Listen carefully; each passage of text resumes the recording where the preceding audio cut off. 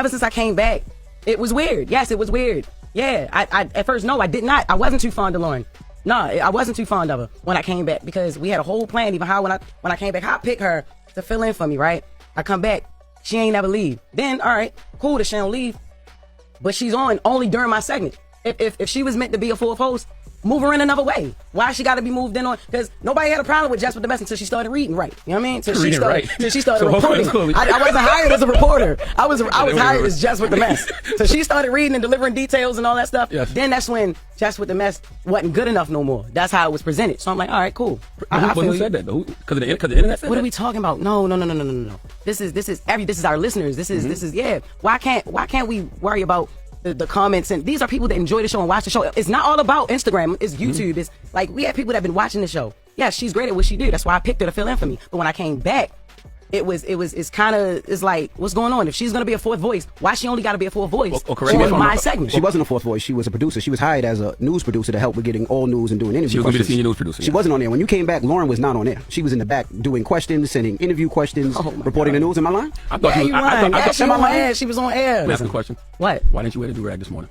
Because Why you joke so much, man? What you mean? it's not a do-rag. It's a silk scarf, nigga. But it's not. It's not a joke. I'm If you're serious. going to bring it to the radio, I want to laugh. It's not a joke, but Okay? Nah, but it's not a joke. It's a serious issue about it. It is a serious issue. Okay, let me just Now- sit back and watch this because I'm not Joe Clark. 'Cause it's not- I am actually. Give me my baseball bat. No, it's now, Envy. That's what I'm saying. No, nobody has even tried to clean up the narrative that I'm a villain, man. You're not a villain. Who said you a villain? Yo, stop acting like you don't live in them comments too, Charlotte. What do Stop acting like you don't understand. What do I always tell you? I say stop listening to the internet. Stop listening to the comments. Stop listening to the folks on YouTube. Don't let them trick you out your position. What you did last night is what they want you to do, and you can't let the internet win. No, but look, it's not even about what they want me to do. I did last night what I wanted to do, what I felt like I should have been did. I've been asking questions. The internet loves mess. Ben. And one of the easiest ways to create mess is to pit people against each other, especially two women. And I don't dwell in that. And y'all know that. Yeah, but see, this is the thing. You let the internet dictate what's going on. We've had conversations, and this is the thing. This is why I thought it was corny, and it's just me personally.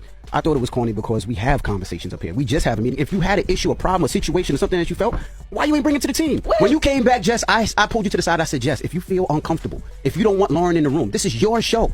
We can make that the change whenever you want. Did I not say that to you? Yeah, you did. It's not about wanting her in the room, yo. It's about the segment. Like it was like y'all, have that y'all conversation wanted off her. air. If you had a problem, say it I've to us. had We had a many meeting conversations yesterday. off air. What not are you like talking that. about? Not like nobody having my back because we have your back. As far as the Corey Holcomb thing, y'all been beefing for 11 I'm years. not worrying about it's not even about You worried about comments, and you worried about what people say after. I'm worried about the perception and my reputation to be on the They've show. been itching on me for 15 years. They've been itching on Deserve- Charlamagne for rightfully 15 so. But years. that's on you. Rightfully And the so. things But that I people don't itch care. on me for is on me. I don't let it affect me because I know who I am as a person. I don't give a F what them people say in the comments. come on. I know who I am. Come on. I know what I do. If you let feel them you. people get in the comments and F with you, you're Well, great at what you do. everybody simmer down. Like you are dope. She's very If you dope. let them people piss you off, no, F them niggas. I- Like you nice. Like what you do is funny. I tell her like, that all the time, You brought, on air, you brought off that air. energy that we needed to the Breakfast Club, Yeah. and you let a bitch ass person in the comments say something to steer you up.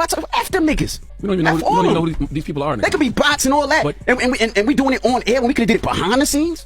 Like I F with you the long way, not on some internet ish.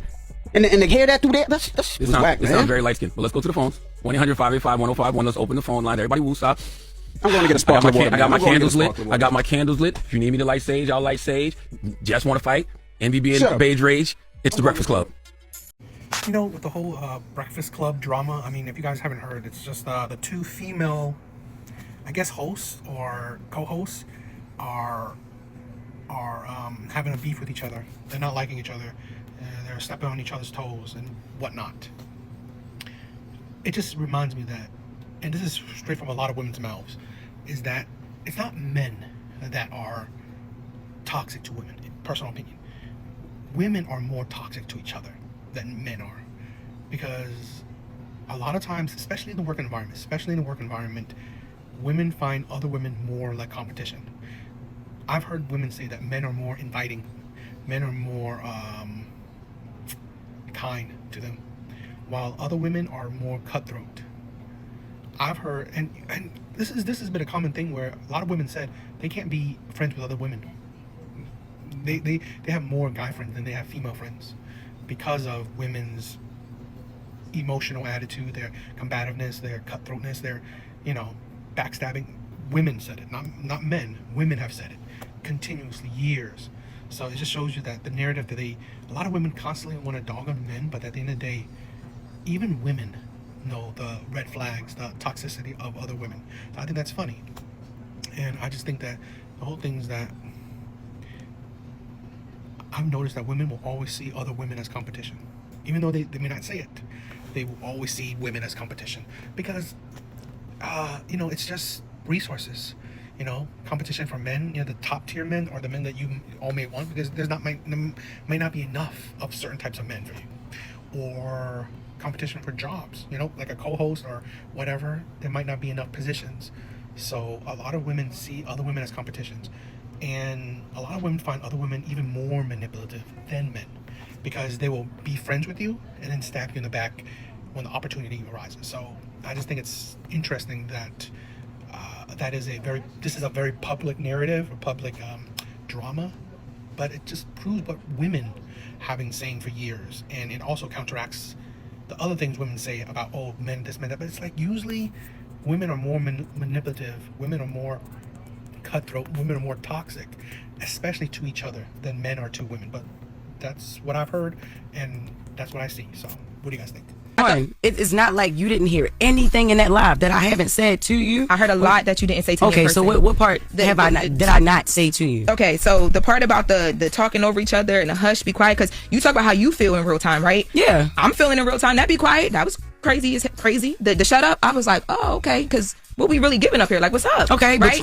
but I didn't. None of that was said. You didn't say anything about that. And then when I pulled you into the office with our EP with Eddie, the first thing I said to you was, Jess, we fighting for airtime and it shouldn't be like that. I want to know what can I do better as a producer? What can we do better as the two women sitting right here next to each other to make sure that don't happen, because it doesn't look good. It's not gonna play well for either one of us. I literally swear to God, I don't even remember you saying that. And that's exactly why I had Eddie in the room, or EP, I don't to have understand. the I never conversation. ever heard that. Because you've pulled me to the side a few times to ask me, are you okay? How do you feel about the stories and things like that? You've never said what you just said to me. Now listen, I have said hush, shut up. Like, yo, you overtalk. And like I said, I'm not about to be up here fighting for no mic. Like, I'm not doing that. If I already got the job, like, what am I doing? Like, I'm not. It's four voices. Three of us are very opinionated. You know what I mean?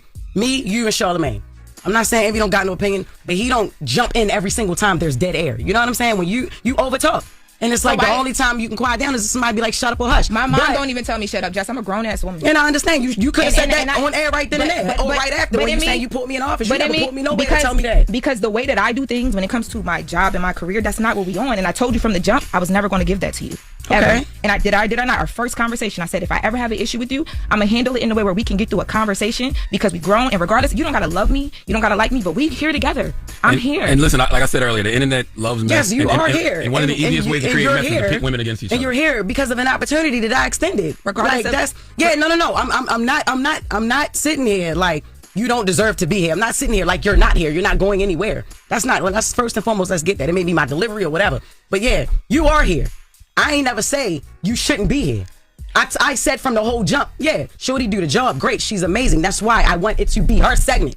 I think y'all can work very well together. And once again, you got to stop letting the internet pit y'all against each other. I know the internet. We're supposed to be a team up that bitch. Not one person comes to my defense at all. Like when I'm not one motherfucker ever with this online shit. Like, why the fuck should we have to keep playing it? Man, listen, I know one thing. Angela Yee ain't that motherfucking crazy. Not as crazy as niggas try to make her out to be. Nah, it's the reason that lady wanted to leave that show. I don't know how she did that shit for 13 years, my nigga. I'm telling you. I don't give a fuck. Y'all already know what's up with me. I feel played with. I'm gonna play with niggas. Like, that's just like, come on. I've been quiet a lot.